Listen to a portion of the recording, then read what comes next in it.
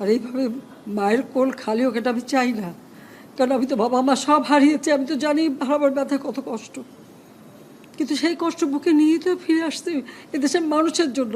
এখানে আমার তো কোনো চাওয়া পাওয়া নেই, আমি তো আমাদের ছেলে মেয়ের জন্য কিছু করিনি, শুধু তাদের লেখাপড়া, নিজেরাই চাকরি করছে, নিজেরাই পড়েছে, আমি কতটুকু করতে পেরেছি, কিন্তু আমি দেশের মানুষের জন্য করেছি।